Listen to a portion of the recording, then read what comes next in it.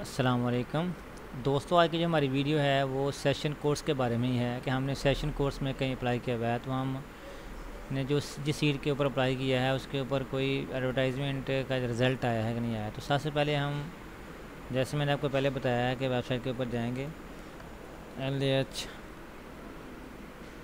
Lahore high court पे click करें। Click करने के बाद आप अपने मतलूबा जिस आप सेशन कोर्ट का रिज़ल्ट देखना चाहते हैं आप उसके ऊपर क्लिक करेंगे। तो सबसे पहले आप अपने मतलूबा ज़िले में जाएं,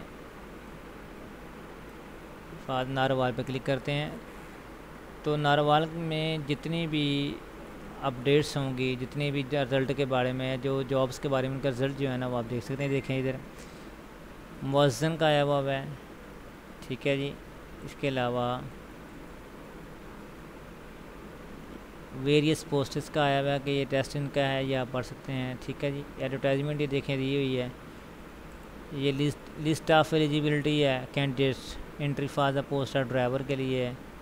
तो इस तरह आप किसी भी सेशन कोड में जाके आप अनाउंसमेंट के टैब में देख सकते हैं कि जो भी उधर अपडेट्स होंगी जॉब्स के बारे में या केस के बारे में आप वो देख सकते हैं।